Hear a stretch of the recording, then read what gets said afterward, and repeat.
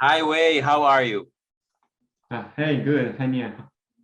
Very, very good to meet with you. I really like what Flow is doing, and a lot of people know the project that Flow is empowering and making it happen.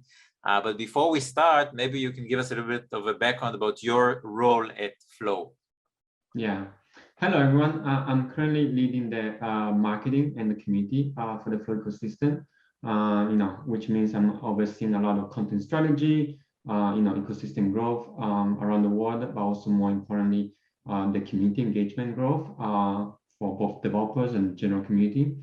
And I've been also spending a significant amount of time in supporting our ecosystem partners with the go-to-market strategy and advising them on how to best leverage the community on the growth.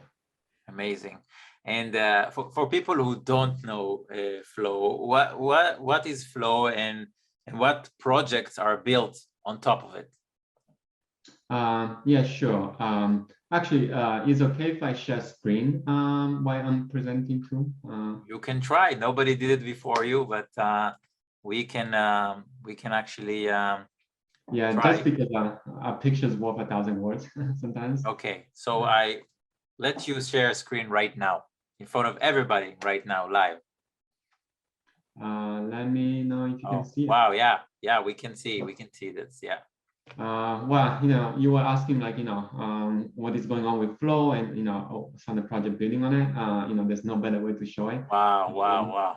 So for all the people that are new to Flow, Flow is a hyper scalable, blockchain built for the consumer audience, right? Which means was built from day one to be, scalable for the global audience, and two, it has to be super consumer friendly from both the onboarding and experience point of view. In addition to being super developer centric, because we, from Dapper Labs, the original creator of Flow, were DApp developer first and foremost, right? We knew the pain on developing on blockchain because we did that with CryptoKitties, which was the most successful, I guess, consumer DApp in 2017 when we launched. And then we learned, all the lessons also from NBA Top Shot. But of course, Flow is much more than just, what Dapper Labs brings. And you can see from this chart, like, Flow is, in less than 1 year, Flow has become like one of most thriving ecosystem. Wow. With some from global IPs and brands like NBA, UFC, Dr. Seuss, Genies, La Liga, and we recently just announced the NFL partnership for the exclusivity for the video moments. But and La Liga, right? You said La Liga is also new, right? Yeah, La Liga was announced like I think a few weeks back. Yeah. Yeah. Wow. But that's not this full story, right? Like big brands are interesting, but our ecosystem is made up by the thousands or more of developers and also ecosystem parties, right? Like or partners we call them, that are building on top of Flow. And from the chart below graph, you can see like all those amazing roster of partners, right, developing across all the different sectors. And if people are interested about to see like what the growth looks like, right, on the Flow ecosystem, this is an interesting snapshot, right? We went from like 0 to 600 companies, building on Flow in just 9 months alone. And you can see all the categories, right? From games to marketplace to art to influencers, social, digital fashion. We have the Fabricant that just launched like a few weeks ago. About digital fashion reimagined and metaverse integration. So and then we have like music labels and much more. So I think that's gives a good snapshot of what Flow is. Super impressive. I have to tell you, I wasn't expecting this.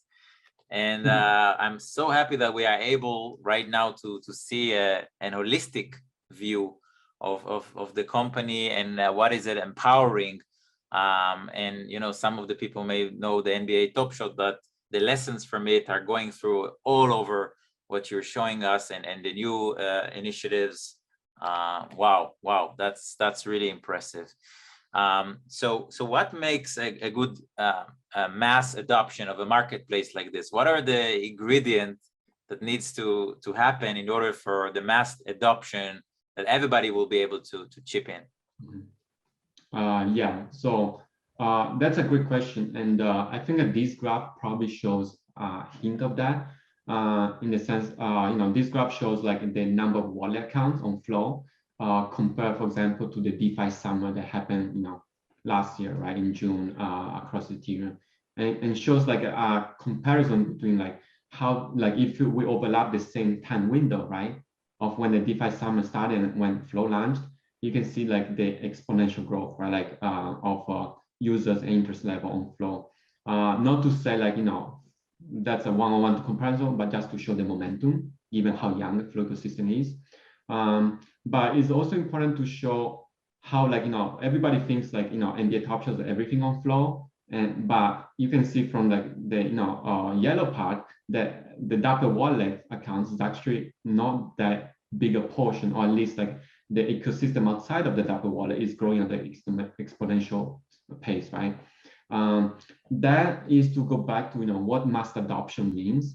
It's not just about bringing big brands, right? That's one of the key components.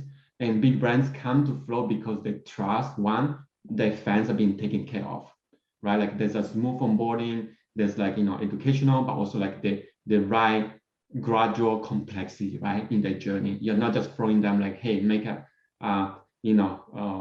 MetaMask wallet, understand what seed phrase is, get a Coinbase account so you can send ETH to your MetaMask before you can even start the experience, right? Like, so that part of people, I think, like underestimate the power of gradual onboarding, because everybody is so much about, hey, you need to be non-custodial from day one, but to what cost, right? Like, or to what experience friction.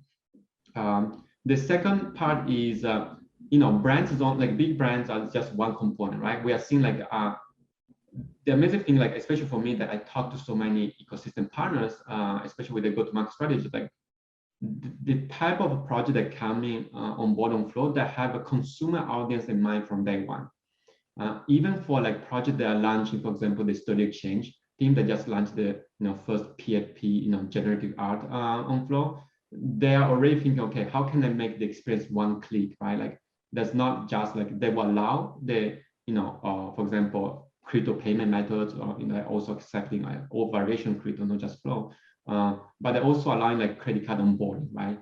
And they seamless experience, so that that opens up like participation opportunity, or lowering the barrier to even normal people that might never be able to mint or claim that PFP on Ethereum single chain, right? So I think that's the magic of what we're trying to bring, which is like active effort in bringing the crypto to mainstream, not just by saying it, but actually building from the foundation up, right?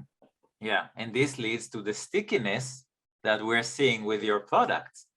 Yeah, people love your product. They keep coming back to this experience you're mentioning. Yeah, I agree, and hopefully we can share the magic with all their fans right around the world, and also influencers, the communities, but also small indie developer, right? They want to create a magic moment, right? They don't want to just like get the community just for the drop sake, but they will stick around and come back, invite their friends. And funny things like in the crypto space, people don't realize NBA Top Shot was the biggest referral to other crypto ecosystem, right? Like the biggest referral maybe to the Rarible, to the OpenSea, because people that came into the crypto like via NBA Top Shot, they started learning the beauty and the power of the digital ownership, NFT, right? And then they're like, okay, what is more beyond NBA Top Shot that I can explore, right? And then they will just almost like organically flow into the rest of the ecosystem. I completely agree. And by the way, most of our speakers here on the summit are mentioning NBA Top Shot, and these examples, and the user experience, the stickiness is a good example of how to do it the right way. And the right way is with Flow. I'm going to ask you about your vision for the NFT sector, and where is it going, where is it taking us. But before that, maybe one question before, like, what are the use cases that you see in the NFT space, and the whole thing that what are the use cases, the implementations of what you're doing? Actually, it's funny. Maybe like let me get out of this presentation and let me share you another screen. Feel I free, didn't feel free. mean I didn't mean to bring this project up, but just to show like the diversity and richness of what can be done. Like so, Jump is a new platform that's going to launch on Flow very soon, right, in the coming weeks. And what they did is like almost taking an NBA Top Shot approach to the comedy, right? Like stand-up comedy and like all the fun around the world. And like I would say like this is almost as a cultural movement because there's nothing that connects people as deeply as having a shared laugh. And what they did is like they created like this original content, right, with all these like well-known comedians. And what they did was like they will sequence or package those into like mini jokes, highlights, right, video moments, so that people can both collect. For example, I'm a Ronnie Chang fan, right? I would like to collect some of his amazing jokes, but I don't necessarily need like to be like super involved. But at the same time, they're offering like almost like funded tier NFTs that might come with like IP rights, right? So depending on your level, you can buy the entire IP rights and then mix and make your own production, right? So this is not to say like, hey, this is the future of NFT entirely, but what we're seeing is just like so many amazing ideas, right? That coming out of the ecosystem. And another one that I guess I want to show is, for example, Eternal, right? Like what they are empowering is like all those amazing Twitch streamers, right? Like they have like tens of thousands or even million fans. And what they go is like they have those amazing highlights, right? The epic wins, but also the epic fails in their life. Yeah. That they now can like just monetize, like I guess tokenize and then like share with the community. So I think like yeah, as I mentioned before, like these fashion, music, gaming, I think is definitely something that's on everybody's mind. We had Chain Monster, they just did the Genesis drop a few weeks ago that sold out within minutes. So Who I was think it? like Who was it again? Chain Monsters. Okay.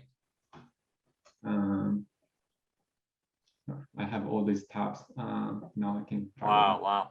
So this is like a fully immersive, massive multiplayer game, right? Like, and they just had like the Genesis drop a few weeks ago that, unfortunately for the audience is already sold out. So, Yeah. but, they're going to have a future release, of course. And they're taking a very interesting approach to just play to earn model, which I think is great. And Axie Infinite has done like a tremendous job in bringing awareness. But Chain Monsters is taking an almost like a different approach to the free to play because they want to onboard the tens of million or 100 million players around the world, right? But it is a player driven economy, right? And what that means is that every item in the ecosystem is going to be an NFT. Whether it's like resource, like the charger to catch the monster, the upgrades needed. So then, if the game goes well and there's a tremendous interest, players are the one that at the end of the day will reap most of the benefits, right? Like the skins that you get are the ones that you keep, right? Like the chainmons that you upgrade are the one that you keep, right? And they have like very exclusive chainmons, right? Like which is like the crystal one, like for example, only 600 of them will ever exist in the entire game, Wow. and there's already like huge demand, right? Like so less about monetary but more about collector value, right? All those things. So that's the beauty that we're seeing like across all these like uncorrelated sectors. Like there's so much experimentation, right? Like going on. You have the best job in the world, and so Yeah. many of these new initiatives are coming through. They're coming to Flow because of the reasons that you mentioned, and I love it. I actually think it's going to be one of the favorite talks after the summit will be over. We're going to see, but I love it, and thank you for sharing all this for us. And I wanted to ask a last question. Of course, a person like you that sees all these opportunities that exist today, what's going to be the future of this space? Where are we going with all of this? Good question. Well, if I had a crystal ball, Yeah. but I'm going to just use my best educated guess. I think like a lot of teams are experimenting with the different tiers, right? Like accessibility versus collectability, right? Like, and what I'm feeling is like very likely platform might have like almost like a dual approach. Some will go very exclusive, right? For example, we have a art gallery, like, Koenig that launched on Flow, and they sell like very exclusive art collection, right? Like that is well-known use case, etc.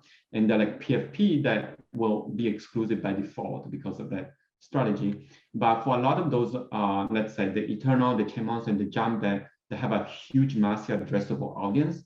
The way that I'm seeing is they'll probably wanna like the majority of the user will be more like low tier, like leisure collectors and fans, which means like they are fine getting like a few dollar, packs and like a few moments, right? And they don't necessarily need to be all like chasing the one-on-one, right? Like or the first mint or series, etc. Why? No, for each of them, they always have a top tier collectors. They're always going for exclusivity, right? So I feel like that will expand, and I'm curious to see like many teams like actually going through the iteration where like you don't always need to look for the big holders for your platform to grow, right? Like sometimes it's good to spend a few dollars for a game or support a comedian with like a few dollars because you like them, not because you expect like a huge return from the NFT you get from them, right? Like some of the NFT I get is like I feel good looking at them, not necessarily because I want to sell them, right? So I think like that part, if one or two platform can make that segment like leisure collection, right, work at scale, then we really have reached like true NFT or crypto mainstream adoption.